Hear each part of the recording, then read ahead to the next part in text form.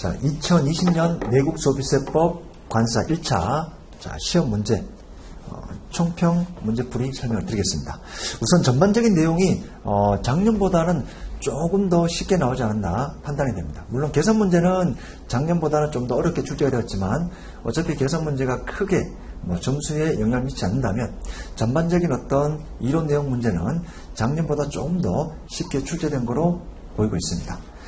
우선 문제 1번부터 보겠습니다. 1번 부가가치세법상 납세 의무에 대한 설명으로 옳은 것은 부가가치세법에 대한 납세 의무는 매회 시험에 나오죠. 올해도 여지없이 출제가 되었습니다. 부가가치세 납세 의무 매회 강조하는 내용이고요. 2010년부터 한 해도 빠지지 않고 매회 출제가 된 부분입니다. 자, 1번 사업자 등록하지 않고 부가가치세가 과세되는 재화를 공급하는 경우 사업자 등록 여부에 관계없고요. 그 다음에 거래징수 의무에 관계가 없습니다. 납세 의무는 무조건 있는 겁니다. 자, 1번, 2번은 틀린 내용입니다. 3번 청산 중에 있는 내국법인은 우리 부가가치세법은 실질과세죠. 그래서 계속 등기 여부에 관계없이 실질 계속 사업을 하게 되면 납세 의무가 있습니다. 4번 새마을금고는 우리 면세사업자인데 새마을금고도 독립적으로 계속 반복적으로 부동산 임대업을 한다. 그러면 납세 의무가 있는 거죠. 자, 정답은 4번입니다. 농민 토사석 일시적으로 판매하는 경우 이거는 납세 의무가 없죠.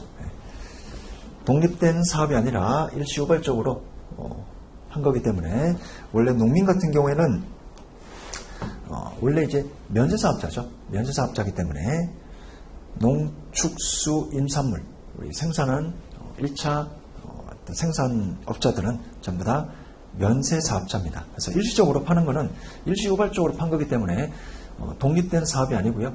주된 사업의 여부에 따라서 판단을 하면 되는데 주된 사업이 면세사업자니까 납세 의무가 없습니다. 교재 내용에도 2장에서 부가가치세 총선에서 상세하게 나오고 있는 내용입니다. 문제 2번 사업자 등록증 정정상 매우 쉬운 문제죠. 우리가 1일짜리가 있고 3일짜리가 있습니다. 근데 상호나 인터넷 도메인은 워낙 중요한 내용이기 때문에 1일 이내에 변경해줘야 됩니다. 정답 1번입니다. 3번 과세기간에 대한 설명으로 옳지 않은 것. 자, 과세기간도 매년 중요하게 다루는 부분이고요. 자, 1번 우리 신규 사업자는 사업자 등록 신청하는 경우 사업 개시일 이전에 신청하는 경우에는 신청 일부터 그 과세기간 종료일까지 1과세기간으로 규정하고 있습니다. 2번 폐업하는 경우에는 개시일부터 폐업일까지죠. 3번 합병이나 어떤 분할 없어지는 소멸하는 법인은 우리 합병이나 분할 같은 경우는 워낙 중요한 내용이고 등기를 해야만 법률적인 효력이 있기 때문에 등기일 기준으로 합니다. 4번 간이가세 규정이 적용되어 포기함으로써 1번이 되는 경우 1번 과세 기간은 간이가세 적용 포기가 속하는 다음 달 1일부터 그 과세기간 종료일까지입니다. 예를 들어 4월 15일 날 포기했다면 5월 1일부터 바뀌는 거죠. 근데 우리 문제 보기 내용은 적용 포기 신고일부터 신고일이 속하는 달의 1일부터 4월 15일 날 포기했다면 4월 1일부터 바뀌는 걸 했기 때문에 틀린 표현입니다. 정답 4번입니다. 1번, 2번, 4번은 전형적인 매회 중요하게 다루었고 매회 어떤 자주 출제되는 부분에 속합니다. 자, 문제 4번입니다. 사업장과 납세지. 이 부분도 우리 매년 중요하게 다루는 부분입니다. 사업장이 없습니다. 그럼 주소 또는 거소지가 사업장입니다. 2번 사업자 단위 과세사업자는 각 사업장을 대신하여 본점 또는 주사무소가 납세지죠. 3번 임시사업장은 우리 사업장을 보지 않습니다. 정답은 4번이고요. 운수업을 하는 사업자가 법인인 경우에는 등기부에 소재하는 장소, 등기부의 본점 또는 지점으로 정하는 장소죠. 법인이기 때문에 등기부입니다. 정답 4번입니다. 문제 5번 재화 또는 용역의 범위의 설명으로 옳지 않은 것. 자, 1번 재화의 범위에 포함되는 권리는 광업권, 특허권, 어떤 무형자산 개념이고요. 맞는 표현입니다. 2번 전답 과수원 목장용지 임야, 임대업은 우리 과세되는 용역의 범위에서 제외합니다. 3번 건설업과 부동산업 중 사업상 목적으로 1. 과세기간 중에 1회 이상 부동산을 취득하고 2회 이상 판매하는 사업은 재화를 공급하는 사업으로 보고 있습니다. 정답은 4번입니다. 민박, 음식물, 특산물 제조, 전통차 제조, 요거는 독립된 사업으로 보죠. 사업자 간의 과세 형평을 위해서 요거는 독립된 사업으로 보아 부가가치세 납세 의무가 있습니다. 정답 4번입니다. 6번 재화 또는 용역의 공급에 관한 설명으로 옳은 것은? 자, 6번 문제도 자주 과거에 기출문제로 나왔던 유형입니다. 우리 근로 제공하는 거 용역에 보지 않습니다. 독립성이 없기 때문입니다. 자, 2번 산업상, 상업상 정보를 제공하는 거. 예를 들어 우리가 특구권이 있다 할게요. 자, 문제가 5번입니다. 자, 무형재산인 특구권을 우리가 임대할 수도 있고요. 즉, 사용하게 하는 거죠. 사용하게 하는 겁니다. 또는 소유권을 넘기는 양도일 수도 있습니다. 그런데 임대하게 되면 이건 우리 용역의 공급으로 규정하고 있습니다. 양도하게 되면 재화의 공급으로 규정하고 있죠. 부가가치세법에서 이게 재화냐 용역에 따라서 부가가치세법 적용되는 규정이 틀리기 때문에 재화냐 용역이냐 구분이 매우 중요합니다. 특히 우리 간주 공급, 재화냐 용역에 따라서 이 간주 공급 적용하는 로직이 틀리고요. 공급 시기도 차이가 있습니다. 자, 3번은 재화가 아니고 용역입니다. 3번 위탁 가공을 위하여 원자재를 국외 수탁 가공 사업자에게 대가 없이 단순히 반출하는 것은 재화의 공급이 아니죠. 나중에 그 수탁 가공 사업자가 완성된 재화를 외국에서 인도할 때 그때 재화의 공고를 보고 영세율을 적용합니다. 3번 틀렸습니다. 4번 시설물, 권리 등 재화를 사용하게 하는 것, 즉 임대하는 거죠. 임대하는 것은 우리 용역입니다. 용역. 정답은 4번입니다. 가공인데 내가 자재를 부담하면, 가공업자가 자재를 부담하면 재화의 공급, 주요 자재를 부담하지 않고 순수 가공만 하는 것은 용역의 공급. 정답 5번입니다. 자, 7번 6번까지 문제도 특별히 지역적인 문제는 없고요. 매년 중요하게 다뤘던 부분입니다. 문제 7번 재화의 공급 시기에 대한 설명으로 옳은 것. 자, 공급 시기 관련된 문제도 매년 중요하게 다뤘던 내용입니다. 반환 조건부. 조건부는 조건이 성취될 때 또는 기한부 판매는 기한이 지나 판매가 확정될 때 그때가 공급 시기고요. 2번, 3번 우리 완성도 기준 지급이나 중간 지급 조건부는 원칙은 대가의 각 부분을 받기로 때가 공급 시기인데 예외적으로 재화가 인도되거나 이용 가능하게 된 때, 인도되거나 이용 가능하게 되는 날 이후에 혹시 대가의 각 부분을 받기로 했다면 인도되거나 이용 가능한 때가 공급 시기입니다. 4번 장기 할부 판매는 인도하고 대금을 나눠받기 때문에 완성도 기준 지급이나 중간 지급부처럼 이런 내용이 발생할 수가 없습니다. 중간 지급 조건부나 완성도 기준 지급 조건부는 인도하기 또는 완성되기 전 미리 대가 받는 거고요. 장기 할부 판매는 넘기고 대가를 뒤로 받는 거죠. 따라서 장기 할부 판매는 2번이나 3번에 해당되는 내용이 나올 수가 없습니다.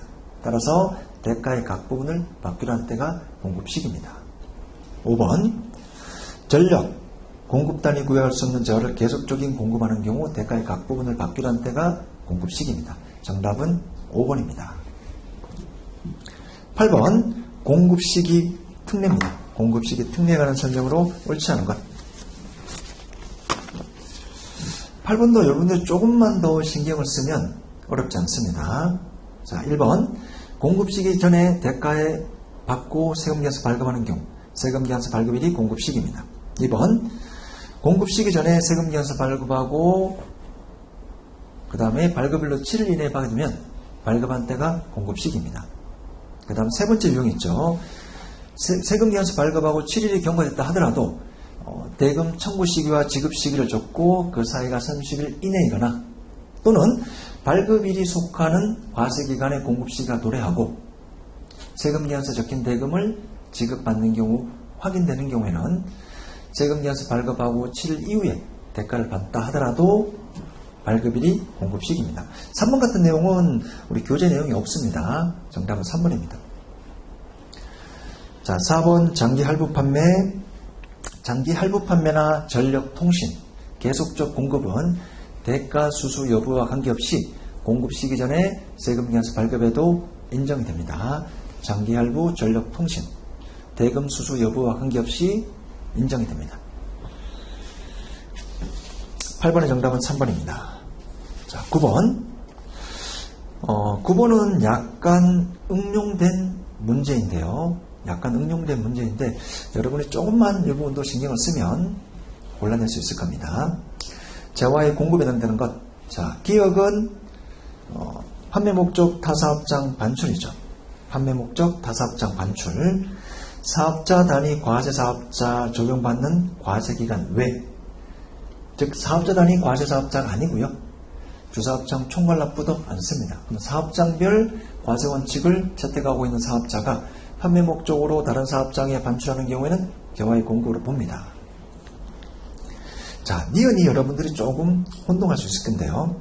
일반적인 견본품은 대가를 받지 않죠. 테스트, 견본용으로 무상으로 주기 때문에 재화의 공급으로 보지 않는데 여기처럼 대가를 받고 견본품을 넘겼다면 이거는 판 거예요. 이거는 판 겁니다. 판 거기 때문에 이거는 공급이죠. 대가를 받고 파는 거기 때문에 공급입니다. 자, 기억은 간주공급, 니은은 실질 공급인 겁니다. 디귿, 증여, 사업상 증여인데 우리 재난, 안전관리기본법, 특별재난지역에 무상으로 공급하는 경우 특별히 사업상 증여로 보지 않습니다. 리을, 양도담보, 재화의 공급이 아니죠. 정답은 기억과 니은입니다. 니은 같은 부분이 조금 혼동될 수 있지만 대가 받고 팔았으니까, 그리고 확실하게 디귿과 리은은 공급이 아니니까 쉽게 정답 1번으로 골라낼 수 있을 겁니다. 자, 문제 10번 계산 문제입니다. 올해는 좀 특이하게 계산 문제가 좀 난이도 있는 문제가 출제가 좀 여러 문제 되었습니다. 자, 10번인데 한 2문제 정도는 쉽고요. 3문제 정도는 좀 어려운 것 같습니다. 근데 아마 회계학하고 같이 풀기 때문에 시간 제약 때문에 못 푼 분들도 있지 않을까 생각이 됩니다. 일반 과세 사업자고요. 과세 표준에 포함되는 공급가액 합계액입니다. 자, 하나씩 잘 볼게요. 하나씩 잘 보면 구할 수가 있습니다. 우리 미가공 식료품이 있고요. 미가공 식료품이 있습니다. 그 다음에 가공 식료품은 미가공 식료품의 반대말이죠. 미가공 식료품은 어때요? 미가공 식료품은 면세제화고요. 그 다음에 가공 식료품은 이거는 과세제화죠. 자, 우선 이렇게 두 가지로 구분해 보겠습니다. 자, 3월 15일 식용으로 제공되는 축산물 과세사업자에 공급했습니다. 면세제화는 뭐 실질 공급, 간주 공급 나올 일이 없습니다. 면세기 때문에. 따라 3월 15일은 뭐 과세 표준하고 전혀 해당 사항이 없는 겁니다. 자, 5월 3일 가공 식료품을 사용인에게 생일 선물로 공급했습니다. 과세 제화고요. 그 다음에 간주 공급 해당되는 사유입니다. 간주 공급. 따라서 시가가 되겠죠. 시가 5월 3일 20만 원입니다.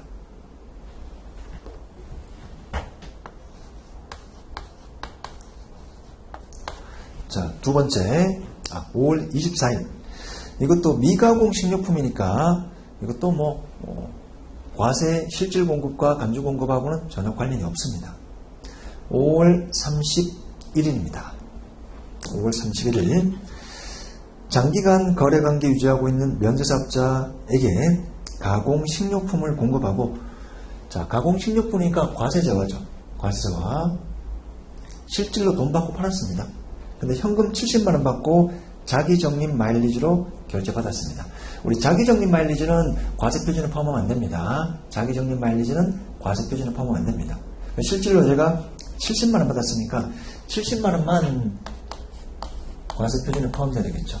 네. 따라서 70만원은 실질 공급, 현금 받은 거.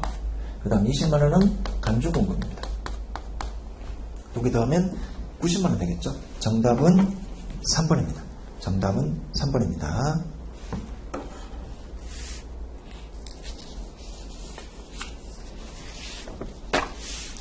자, 문제 11번. 영세율 적용되는 경우가 아닌 것은? 11번 문제도 전형적인 문제입니다. 1번 내국 신용장, 3번에 소프트웨어 개발업, 4번에 외국 항행 용역, 5번에 운송 주선업자, 국제 복합 운송 계약 나오고 있고요. 근데 2번은 이거는 확실하게 아닌 거죠. 국외 소재 부동산 임대 용역, 국외 소재 부동산 임대 용역. 이거는 어때요? 이거는 납세 의무 자체가 없는 거죠. 납세 의무 자체가 없습니다. 왜냐하면 우리 공급 장소도 중요합니다. 이 공급 장소가 한국이냐 외국이냐, 우리나라 국내 영토에 들어가야만 우리나라 부가가치세법 적용하는데, 자, 이 부분은 A라는 사람이 뉴욕에 빌딩이 있습니다. 뉴욕에 빌딩이 있어요. 자, 뉴욕의 빌딩을 임대를 하고 있습니다. 우리나라 부가가치세 신고해요, 안 해요? 부가가치세 신고하지 않죠. 왜냐하면 이 장소는 국외이기 때문에. 따라서 과세 여부도 판단할 필요 없고요. 납세 의무도 없습니다. 당연히 영세율 적용 유무도 따질 필요가 없는 거죠. 정답은 2번입니다. 그러니까 영세율 적용될 수도 없고요.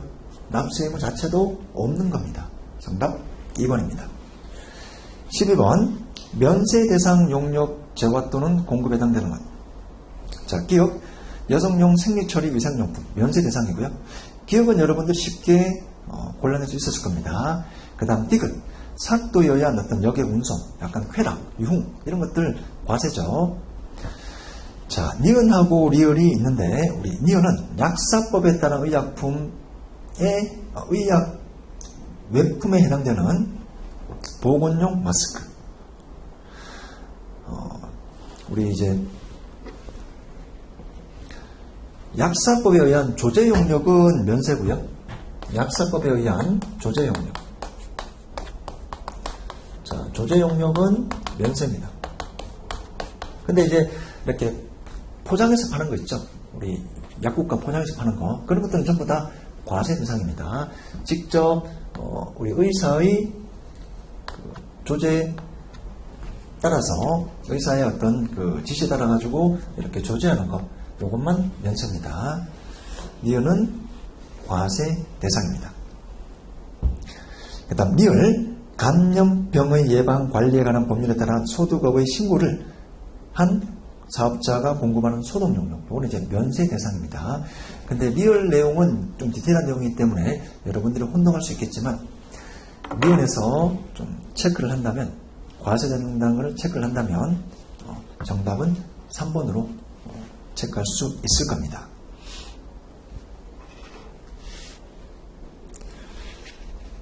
자, 그 다음. 그리고 이제 또 약사법에 따른 의약 외품이니까, 보건용 마스크니까, 또 그렇게 본다 하더라도 과세 대상이다. 이렇게 또 고를 수 있을 겁니다. 문제 13번입니다. 문제 13번. 13번의 계산 문제는 좀 쉬운 유형인데, 여러분들이 아마 시간상 못 푸는 분들도 많을 겁니다. 13번 보겠습니다. 정비기계를 취득하여 사용하는 중 4월 1일부터 과세와 면세 겸용입니다.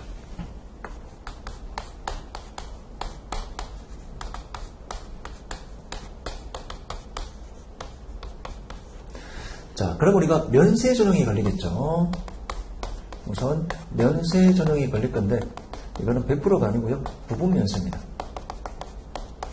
그래서 취득가액을 봐야 되겠죠. 취득가액은 2천만 원입니다. 취득가액은 2천만 원.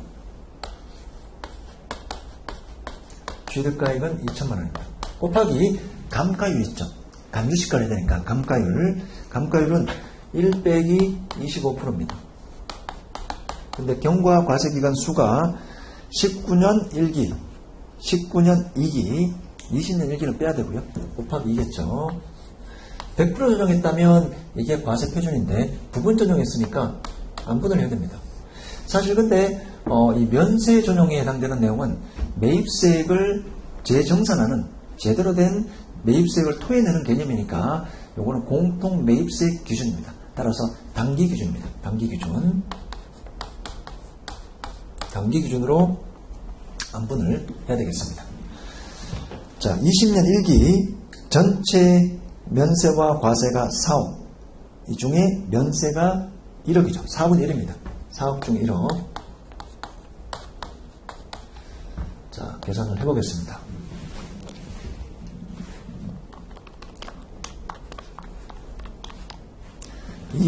$250만원 되겠죠. 250만원. 자, 이 금액이 과세 표준입니다. 면세 전형은 사실은 공급이지만 매입세액을 다시 토해내는 그런 개념이니까 공통 매입세액 단기 기준입니다. 단기 기준. 정답 1번입니다.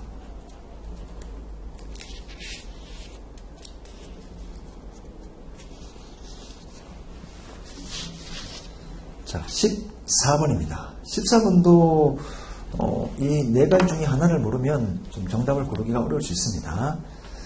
자, 첫 번째, 우리가 토지, 건물을 일괄 공급하는 경우에는 토지와 건물을 일괄 공급하는 경우에는 실지 귀속을 구분할 수 있으면 실지 귀속으로 하고요. 근데 실지 귀속으로 구분했다 하더라도 건물 부분은 너무 작게 넣는 거예요. 건물에 대해서는 부가세가 있으니까 실질 계약서를 썼는데 실질 귀속을 구분할 수 있는데 건물 부분 너무 작게 한 겁니다. 예를 들어 30% 이상 차이 나는 경우 죄송합니다. 토지 건물 일괄 공급에 따른 안분 계산한 것보다 30% 이상 차익이 나는 경우에는 안분 계산한 금액을 공급가액으로 합니다. 자, 원칙은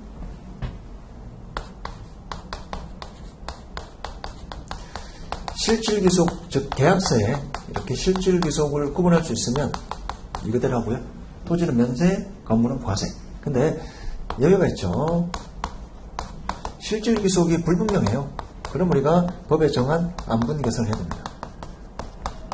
자, 이게 원칙인데 이게 일반적인 프로세스인데 실질기속을 했는데 계약서에 건물 엄청 작게 적는 거예요.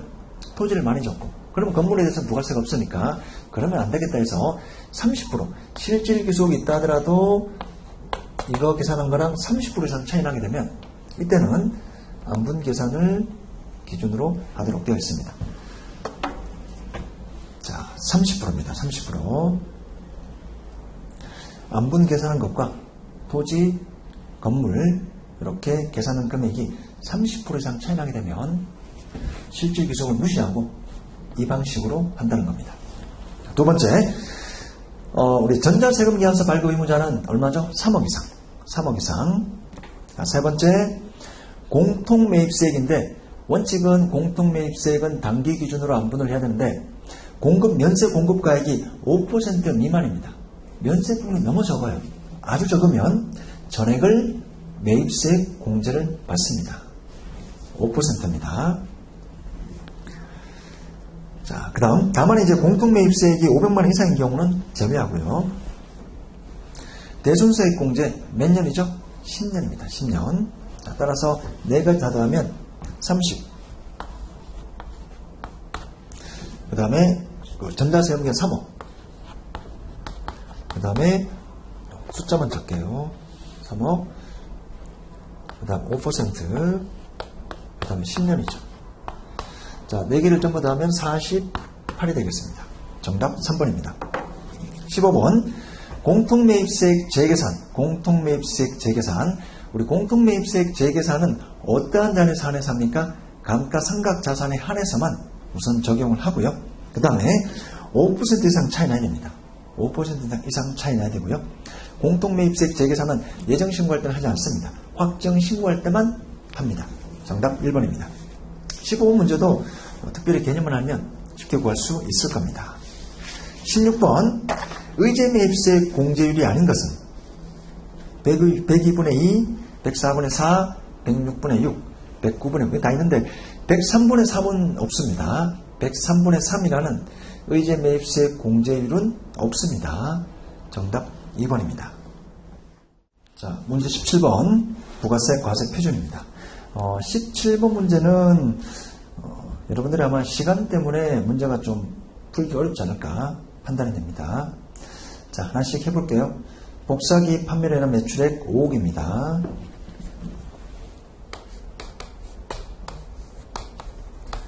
자, 근데 이 5억에는 다음과 같은 내용들이 포함되어 있습니다. 특수관계인에게 매출액 5천인데 시가 1억짜리를 특수관계인에게 저가로 팔았습니다. 5천 싸게 판 거죠. 시가로 가셔야 되니까 여기다가 5천을 더해줍니다. 자, 그 다음 연체이자 위 5억 안에 연체이자 2천만 원도 매출로 처리했습니다. 근데 연체이자는 빼야 되겠죠. 과세 표준은 한 게 없습니다. 연체이자는 빼야 됩니다. 자, 그 다음 자기적립 마일리지도 결제받은 매출액인데 매출 5억에 자기적립 마일리지 매출이 1,000만 원이 포함되어 있네요. 자기적립 마일리지는 빼야 되겠죠. 자기적립 마일리지는 빼야 됩니다.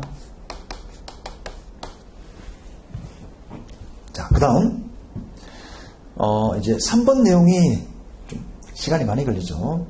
3번만 단독으로 나와도 시간이 굉장히 많이 걸리는데 종합 세트로 나왔기 때문에 자, 보겠습니다. 토지 건물 일괄 공급입니다. 일괄 공급. 실질귀속인데 실질귀속이 불분명하면 안분을 해야 됩니다. 순서는 우리 일괄 공급의 순서는 감기장치죠. 토지 건물 등 일괄 공급에 대한 안분은 감기장치로 이 순서대로 해야 되는데 자, 근데 감정가액이 없습니다. 할 수 없고요. 세 개 다 기준시가가 없죠. 할 수가 없습니다. 근데 장부가액은 세 개 다 있습니다. 장부가액을 먼저 하고 혹시 기준시가가 있는 자산은 2차 안분을 해야 됩니다. 자, 토지 있고요. 건물 있고요. 그 다음 구축물이 있습니다. 우리가 지금 해야 될 일은 이 전체 1억 8천 중에 건물과 구축물 해당되는 금액이 얼마냐. 이게 부가세 과세 대상이니까. 토지는 면세 대상이죠. 자, 전체 1억 8천인데 우선 장부가액으로 먼저 안분을 해볼게요. 장부가액으로 먼저 한번 해보겠습니다. 이거 두 개 하나는 묶고요. 이걸로 하나 해볼게요. 자, 그러면 전체 1억 8천 중에 1억 8천 중에 곱하기 자, 장부가액 기준으로 총 1억 5천 1억 5천 중에 토지 건물이 1억 3,750만 원 이렇게 볼 수 있겠죠.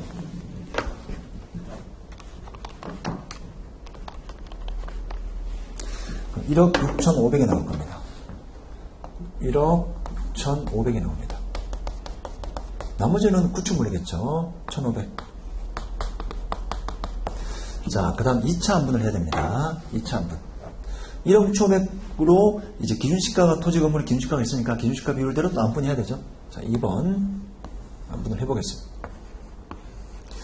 1억 6,500 가지고 2차 안분 들어가야 됩니다. 자, 2차 안분인데 기준시가는 1억 1,000. 이 중에 건물에 해당되는 부분은 4천이죠.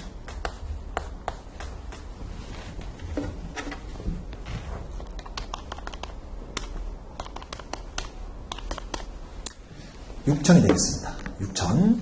자, 건물 6천. 그 다음에 이제 뭐 토지는 여러분들 구하면 될 거고요. 따라서 전체 1억 8천 중에 과세되는 과표는 어떻게 되겠죠? 7,500을 더합니다. 이렇게 해서 최종 과세 표준이 산정이 됩니다.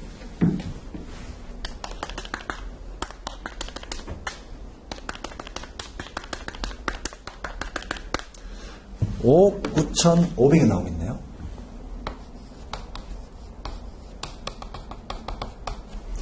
정답은 2번이 되겠습니다.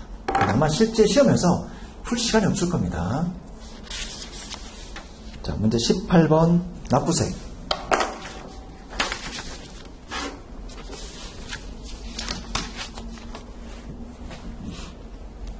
1번 필요적 기재사항이 사실과 다르게 적혔습니다. 근데 공급시가 속하는 과세기간에 발급한다 하더라도 원칙은 공개가 될 수가 없죠. 사실과 다르게 적혔기 때문에. 2번 자, 과세와 면세 겸용하는데 매입세액은 원칙은 실지 귀속입니다. 공통사용자 공급, 공통사용자 매입, 그 다음에 토지 건물 일괄 공급, 원칙은 실질 귀속이 우선입니다. 그거 있으면 그걸 하고, 근데 실무적으로 구분을 못하니까 법에서 정한 방식대로 안분을 하는 겁니다. 2번도 틀렸습니다. 실질 귀속이 구분되면 그걸 우선으로 정합니다. 3번 자, 우리 매입세액 안분할 때 건물 같은 경우에는 예정 면적을 구분할 수 있으면 면적 기준을 우선으로 적용합니다. 틀렸고요. 4번 부가가치세가 과세되는 재화 또는 용도를 공급하고 매출세, 부가세가 포함된 것, 전부 또는 일부가 공급을 받는 자의 채무자 회생 및 파산에 관한 법률에 따른 법원의 회생계획인가 결정에 따라 출자 전환하는 경우. 자, 출자 전환은 이런 겁니다. 제가 이제 매출 채권이 있어요. 매출 채권. 자, 매출 채권이 있습니다. A가 공급자고요. B가 공급받는 매입자입니다. 편의상 얘가 매출 채권 받을 게 10억 있다고 할게요. 10억 있다고 해보겠습니다. 자, 10억인데 이 사람이 10억을 못 줘서 주식으로 전환해 주는 거예요. 이 B가 채권 10억을 주식으로 발행해 주겠다. 근데 그 발행한 주식에 대한 시가가 7억이라고 할게요. 자, 원래 B가 A에게 돈을 줘야 되는데 B가 돈이 없다는 겁니다. 그래서 B가 가지고 있는 이 채권을 주식화 시켜서 주식으로 준다는 겁니다. 근데 주식 주는데 시가가 7억입니다. 그럼 A가 손해본 게 얼마죠? 3억이죠. 자, 이거는 우리가 대손으로 보겠다는 겁니다. 맞는 편이고요. 5번 신용카드 발급 세액공제, 신용카드 등 발급 세액공제는 간이 적용 가능합니다. 5번 틀렸습니다. 19번 과세 표준에 대한 설명을 옳은 것. 1번 수입은 관세, 과세가격, 관세, 개별 소비세, 주세, 교육세, 농어촌 특별세 전부 다 포함하죠. 교통, 에너지, 환경세 전부 다 포함합니다. 2번 재화 또는 용료를 공급하고 금전 외의 대가로 받은 경우에는 자기가 공급한 재화 또는 용료의 시가입니다. 3번 선불로 받습니다. 그럼 우리 안분해야 되죠. 이 과세 기간에 걸쳐 선불로 받는 경우에는 모랄 계산 안분해야 됩니다. 4번 신규 사업자가 원래 이제 공통사용 재화는 직전 과세 기간의 공급가액 비율로 안분을 해야 되는데 신규 사업자이기 때문에 직전 과세 기간에 대한 공급가액이 없습니다. 이런 경우에는 전액합니다. 전액 맞는 표현입니다. 5번 용기를 반환을 조건을 합니다. 그러면 그 용기에 대한 금액은 공급가액에서 차감을 해야 되죠. 포함 안 됐기 때문에 틀린 편입니다. 자, 20번 수정세금 견서. 재화가 환입된 경우, 그 다음에 해제로 공급되지 아니한 경우, 해지 등에 따라서 공급가액의 추가, 증가, 감소한 경우, 그 다음에 신용장이 사후적으로 나중에 개설이 되었어요. 25일 이내에 개설이 되었습니다. 10% 발행했다가 내국 신용장이 사후 개설인데 부가세 신고 기한까지 개설되면 영세율 적용할 수 있죠. 따라서 당초 10%에 발행한 거 수정해야 됩니다. 필요적 기재사항에 차고 또는 차고 외로 적힌 경우, 전자세금 연설 이중으로 발행한 경우, 면세인데 발급한 경우 취소해야 되겠죠. 세율 잘못 적용하여 발급한 경우 전부 다 9가지 전부 다 수정 세금 견서 사유입니다. 정답 5번입니다. 자, 문제 20번. 21번입니다. 21번 문제도 굉장히 좀 난이도가 있습니다.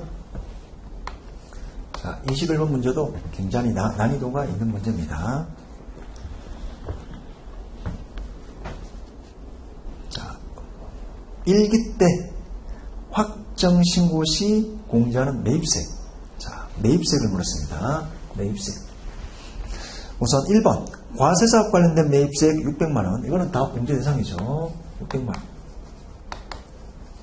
두 번째 면세 관련된 거. 이건 매입세 공제 받을 수 없습니다. 자, 3번. 우선 4번 문제 볼게요. 4번은 건축물이 있는 토지를 취득하여 토지만을 사용하기 위하여 그 철거 비용은 매입세 불공제 대상이죠. 처음부터 토지를 위한 거니까, 토지를 사용하기 위한 거니까, 면세 재화를 사용하기 위한 거니까 그와 관련된 재화도 다 매입세 불공제 한다는 내용입니다. 자, 3번. 3번이 이 문제에서는 하이라이트입니다. 당해 거사 기간에 공통으로 취득한 기계장치 매입세액이 있습니다. 240만 원이고요. 전부 다 일기에 취득했습니다. 근데 80만 원은 일기에 취득해서 일기에 팔았어요. 그래서 240을 두 개로 나눠야 됩니다.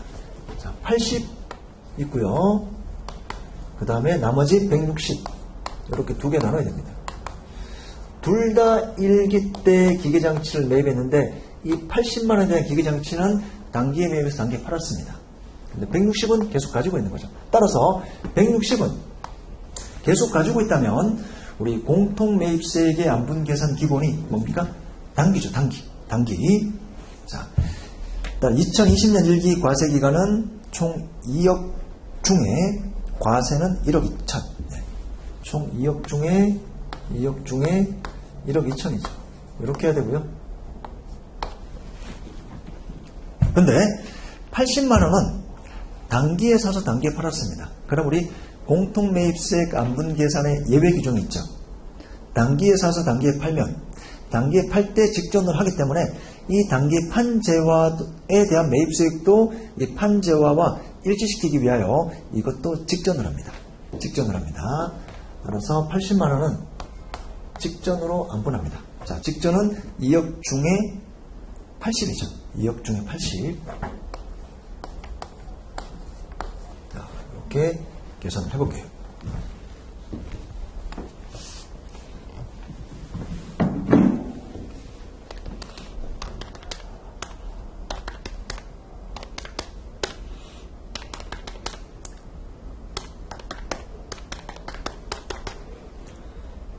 (128만원) 더하기 (600만원) 하면 토탈 (728만원) 나옵니다.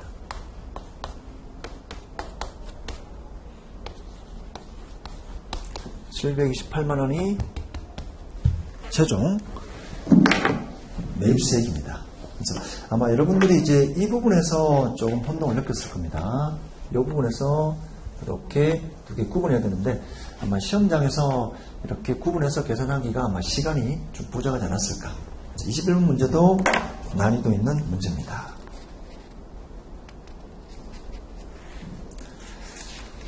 자, 다음 22번. 22번도 조금 지역적인 문제입니다. 우리 교재에서 중요하게 다루지 않는 부분인데 좀 지역적으로 문제가 출제됐지만 내용 보겠습니다. 영세율 청구 서류. 우리 부가세 영세율 신고하면 첨부서를 내주셔야 되죠. 첫 번째, 내국 물품을 외국으로 반출하는 거. 수출 실적 명세서 필요하고요. 소포편을 이용한 수출은 소포 수령증이 필요하고요. 4번에 용역의 국외 공급은 외화 입금 증명서, 국외에서 제공하는 용역이 필요합니다. 자, 5번에 한국국제협력단은 한국국제협력단이 교부한 공급 사실을 증명할 수 있는 서류가 필요합니다. 3번에 위탁가공무역반 수출은 수출업자가 발행하는 상업송장. 이거는 전혀 관계없는 내용입니다. 정답 3번입니다. 23번. 완구도매업을 영위하는 과세사업자 갑이 다음 상황에서 부가가치세 확정 신고 시 제출해야 하는 서류로 옳지 않은 것. 자, 1번. 과세 매출에는 세금계산서 발급분과 신용카드 발급분이 있습니다. 신용카드 발급분이 있으니까 우리 신용카드 매출전표, 세액공제 받아야 되니까 발행금액 직계표가 필요하고요. 2번이 해당되는 내용입니다. 두 번째, 개별 소비세 과세 대상 승용차를 업무용으로 구입하고 세금 기한을 교부받았습니다. 그럼 우리 매입세액 불공제죠. 매입세액 불공제입니다. 비영업용 소형 승용 자동차 매입세액 관련된 것은 매입세액 불공제입니다. 따라서 공제받지 못할 매입세액 명세서가 필요합니다. 세 번째, 사업용 기계장치를 취득하고 세금 기한서를 교부받았습니다. 따라서 감가상각 관련된 취득 명세서가 필요하고요. 네 번째, 영세율이 적용되는 매출이 있습니다. 영세율 매출 명세서가 필요하고요. 다섯 번째, 접대비를 신용카드로 결제하고 신용카드 매출 전폐를 수령했습니다. 우리 신용카드에 대한 매입세액을 공제받으려면 신용카드 등 수령 명세서가 필요한데 접대비는 처음부터 매입세액 공제받을 수 있는 게 아닙니다. 따라서 수령 명세서 작성할 필요가 없는 거죠. 이 신용카드는 처음부터 매입세액 불공 대상이기 때문에 받을 필요가 없습니다. 23번 문제도 조금 난이도 있는 문제인데, 자, 우리가 이제 세금 계산서 관련된 거는 일단 세금 계산서를 수령하면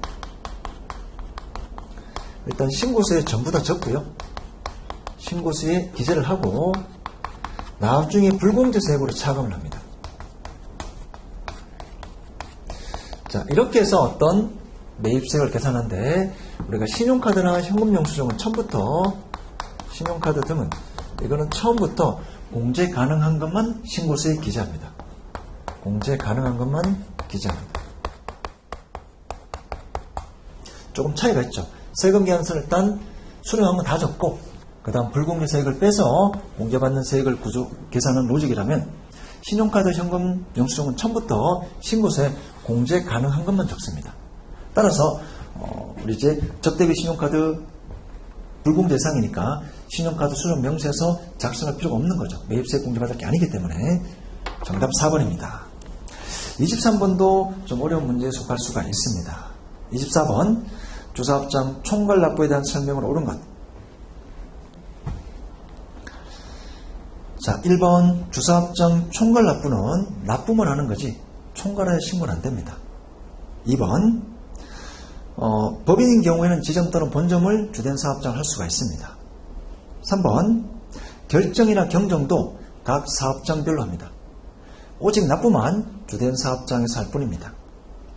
4번 주사업장 총괄 납부 변경 신청서를 제출하면 그 변경 신청서를 제출한 날이 속하는 과세기간부터 총괄하여 납부를 합니다. 맞는 편이고요. 5번입니다.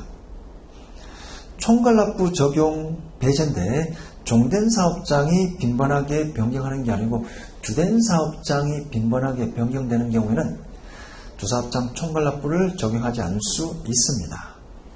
5번도 틀린 내용이죠. 자, 25번입니다. 25번도 조금 어려울 수 있는데요.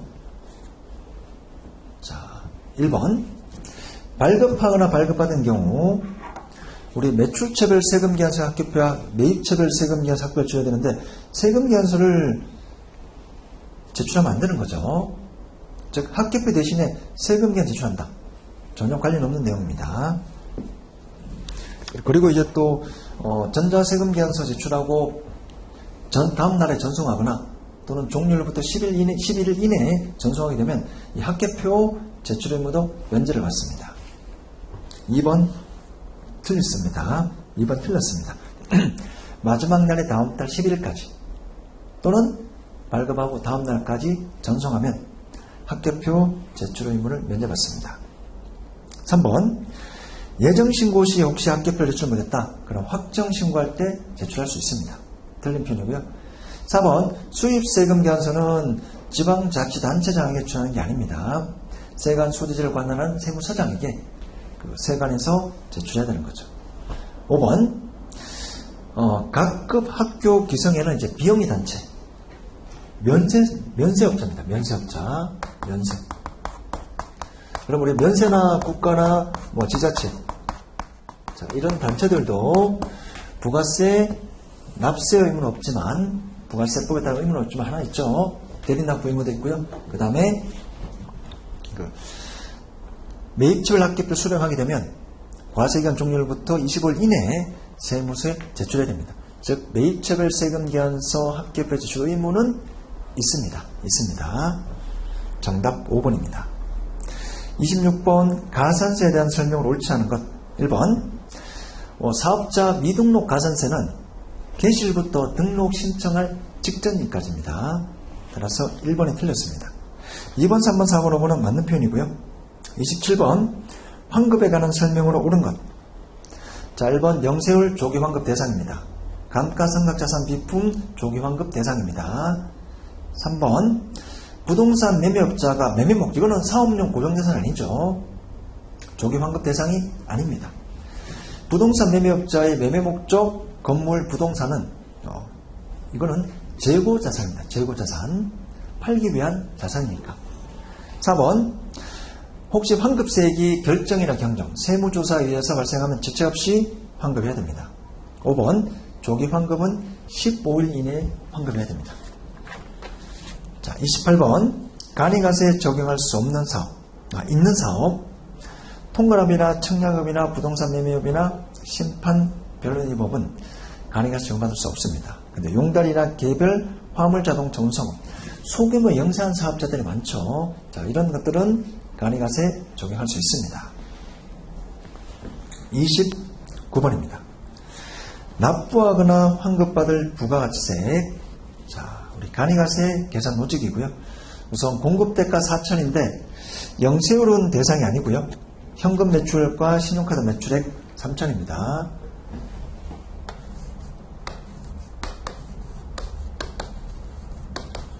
자, 3,000에 업종별 부가가치율 10%, 그 다음 부가세율 10% 있고요.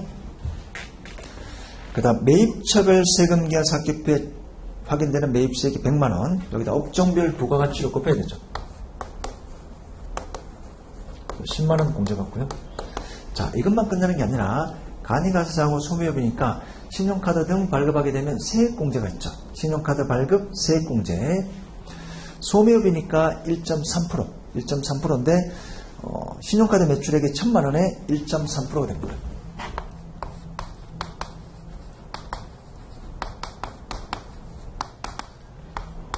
여기가 30, 10, 13만원이니까 7만원 되겠죠. 7만원 정답 4번입니다. 차감 납부할 세액 7만원입니다. 30번 보칙과 벌칙에 관한 설명 좀 옳지 않은 것. 자, 1번 지방소비세 있고요. 그 다음에 납세보전조사 과태료 위반 2천만원 이하 과태료가 있습니다. 4번에 6개월 이상 국외치료하는 경우는 납세관리인 정해야 됩니다. 간이가세 발급받았거나 발급한 세금기한서 영수증을 동원하는 경우에는 장부기록 의무를 이행으로 봅니다. 결제대행업체, 우리 자료 제출 의무가 있는데 분기 말일의 다음 달 말일까지입니다. 분기 말일의 다음 달 말일까지입니다. 3번이 틀렸습니다. 자, 그 다음 우리 개별소비세법, 주세법. 부가가치세법은 좀 특이한 문제 한 서너 문제 있고요. 그 다음 계산 문제, 두세 문제 좀 까다로운 문제가 있는데, 그래서 전반적으로 한 23문제 정도는 어느 정도 공부만 했다면 23문제 정도는 기본적으로 아마 정답을 고를 수가 있을 겁니다. 그리고 올해 이제 개별소비세법, 주세법은 굉장히 좀 기본적인 평이한 내용이 많이 나왔습니다. 31번 무조건 면세가 되지 않는 것. 보기 2번 재수출할 물품을 보세구역에서 반출하는 것 관세가 면제되는 것. 이거 조건부죠. 과거에 여러 차례 기출해서 나왔던 보기 유형입니다. 나머지는 전부 다 무조건 면세고요. 34번에 바로 가겠습니다. 조건부 면세. 올해 면세에서 두 문제가 나왔네요. 조건부, 무조건. 조건부 면세 물품에 해당하지 않는 것. 자, 정답은 5번인데 우리 무조건은 사후관리 검사기가 되게 어려운 그런 것들. 외국의 자선 구호 기관이 기증했어요. 그러면 정말로 이 자선 목적으로 쓸 수 있는지 한국에 있는 공무원들이 외국에 나가서 검증해야 되는데 쉽지 않은 거죠. 비행기 이름값이 훨씬 더 많이 나오니까. 따라서 우리가 외국에 보내는 거, 기증하는 거, 이거는 무조건 면세입니다. 정답 5번이고요. 31번, 34번은 수업 시간에 매번 중요하게 다뤘던 내용입니다. 32번 과세물품과 세율의 연결로 옳은 것은. 정답은 투정입니다. 물품 가격의 100분의 20입니다. 경유는 340이고요. 토끼 모피는 과세 제외, 공업용 다이아몬드도 과세 제외, 1번도 과세 제외입니다. 수렵용 공기총이 아니고 총포로입니다. 엽총 종류를 말하는 겁니다. 수렵용 총포로는 단순 공기총이 아니라 엽총 종류, 그런 것들을 말합니다. 따라 정답 2번입니다. 32번도 어려운 문제는 아니고요. 33번 미납세 반출. 자, 미납세 반출에 대한 설명을 옳은 것. 미납세 반출도 굉장히 간단한 내용입니다. 1번 우리 박람회 반출한 거는 미납세 반출하니까 개별 소비세를 징수하지 않죠. 유보. 원료로 사용하기 위하여 다른 제휴장에 반출하는 거, 이것도 유보하는 거죠. 징수하지 않습니다. 3번에 원료 공급받거나 위탁 공임, 이것도 개별 서비스에 유보하죠. 징수하는 게 아닙니다. 5번에 수출 물품 제조 강호, 이것도 마찬가지로 징수하는 게 아니라 유보하는 거죠. 미납세 반출은 반출할 때 개별 서비스를 징수하는 게 아니라 유보시키는 걸 말합니다. 근데 4번은 제조장 외의 장소에서 규격 검사를 받기 위하여 반출했습니다. 판매하기 위해서 반출하는 게 아니니까 유보를 합니다. 유보를 하는데 반입 장소에 이렇게 검사 목적으로 반입됐다는 것을 증명하지는 않습니다. 그러면 다른 용도로 썼을 수가 있기 때문에 반출자로부터 그때는 이거는 징수하는 거죠. 반출할 때 유보했다가 증명하지 못하면 그때 추징합니다. 4번은 맞는 표현입니다. 35번 신고 납부에 관한 설명을 옳지 않은 것. 자, 정답만 볼게요. 35번도 굉장히 과거의 기출 내용으로 자주 나왔던 유형입니다. 정답은 3번입니다. 폐업하면 유흥업소가 폐업하게 되면 세금을 탈세 또는 탈루할 가능성이 있으니까 바로 다음 달 25일까지 신고 납부를 해야 됩니다. 피업 들어가는 거는 전부 다 다음 달 25일 가장 빨리 신고 납부해야 됩니다. 정답 3번입니다. 개별 서비스의 5문제는 네 문제는 아주 쉬운 문제고요. 한 문제 아까 수렴용 총포류, 근데 투정기라는 확실한 정답이 있기 때문에 개별 서비스법 5문제는 전부 다 평이한 문제로 판단이 됩니다. 자, 그 다음 36번 주세법상 납세담보와 주세보전에 관한 설명으로 옳지 않은 것. 36번도 보기 한 4가지 정도는 중요하게 다뤘던 부분입니다. 기억, 담보는 주세액에 상당하는 가액, 보증으로 보전하는 가격은 통상가격이고요. 자, 미음, 판매용 면허를 받은 자가 납세 증명 표제가 없는 줄을 가지고 있을 때는 판매 목적으로 가지고 있는 걸 봅니다. 자, 정답은 디귿과 리을입니다. 가격을 변경하는 경우에는 가격 변경일이 속하는 분기의 다음 달 25일까지입니다. 분기 다음 달 25일까지. 따라서 틀렸고요. 리을, 주류 제휴자가 동일 장소에서 제조업을 승계하는 자의 주류 제조에 사용하기 위하여 양도하는 경우로서 미수를 제휴장으로 출고하는 때는 승인을 받을 필요가 없습니다. 원칙은 미수를 출고할 때는 승인을 받아야 되는데 동일 장소에서 승계한 자가 주류 제조의 원재료로 사용하기 위해서 출고하는 때는 그때는 승인받을 필요가 없습니다. 예외 사유에 해당되는 경우고요. 37번 주세의 세율로 옳지 않은 것. 자, 정답은 1번이죠. 우리가 95도는 1kg당 57,000인데 1도 증가할 때마다 600원 가산이 됩니다. 정답은 1번입니다. 1번. 57,000원에서 600원 더해야 됩니다. 38번 주세 면허에 대한 설명으로 옳지 않은 것. 옳지 않은 것. 자, 1번, 2번, 3번, 4번은 전부 다 맞는 표현이고요. 5번인데 원칙은 밑술이나 술덫을 제조하려면 주세 면허를 받아야 되는데 근데 이미 주류 제조 면허를 받은 자가 그 주류 제휴장에서 원료용으로 밑술이나 술덫을 쓰는 경우에는 이미 주세 면허 받은 게 있으니까 이런 경우에는 별도의 면허를 받을 필요가 없습니다. 정답 5번입니다. 자, 면세주류에 해당되지 않는 것. 2번, 3번, 4번, 5번은 전부 다 면세주류인데 1번은 사원, 교회, 그 밖의 종교단체의 의식용으로 국내에서 기증한 게 아니고 외국에서 기증한 것입니다.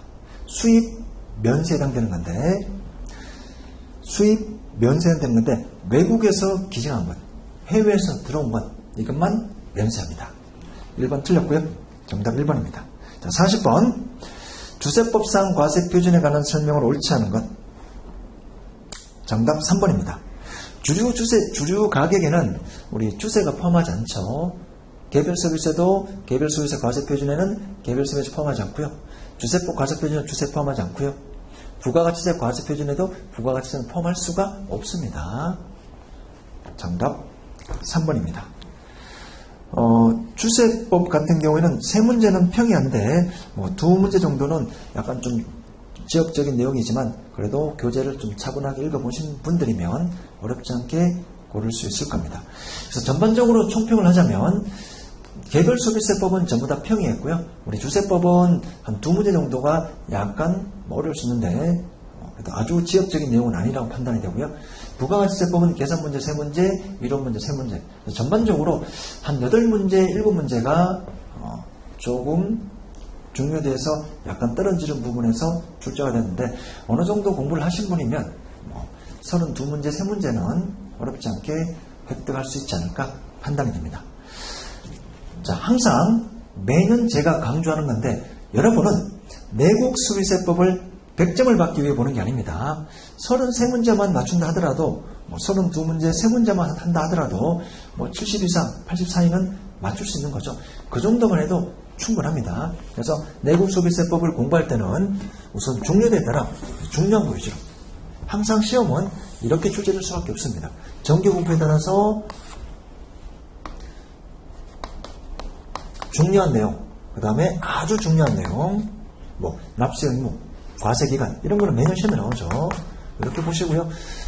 좀 지역적인 문제가 한 10% 정도에서 한 7% 정도는 좀 어려운 문제가 나올 수밖에 없습니다. 왜냐하면 출제 교수들도 문제를 낼 때 이렇게 상중하로 이렇게 문제를 내도록 지시를 받기 때문에 여러분들이 100점 맞는 시험이 아니기 때문에 이 정도만 충분하게 보시더라도 내국수법유세법은 될 수가 있다고 생각이 됩니다. 그래서 이 정도 한 80%의 목표를 해서 공부하시고 남는 시간은 관세법 2차 과목, 2차 과목과 관련된 1차 과목 이렇게 좀 집중적으로 하실 필요가 있습니다. 그리고 계산 문제 출제되지만 쉬운 부분은 이제 계산 문제 5문제 중에 좀 쉽게 풀 수 있는 거는 한두 문제밖에 없어요. 나머지는 시간이 좀 걸려요. 그래서 사실상 계산 문제도 회계학과 같이 문제 풀기 때문에 그렇게 이제 시간이 넉넉한 건 아니고요. 그래서 이론 문제 위주로 계산 문제는 한 문제 또는 두 문제 푸신다고 생각하시고요.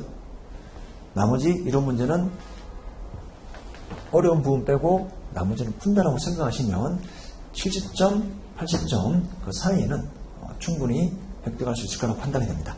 자, 이렇게 해서 2020년 내국소비세법 1차 문제풀이를 모두 마치고요. 여러분들의 건승을 또 기원하겠습니다. 감사합니다.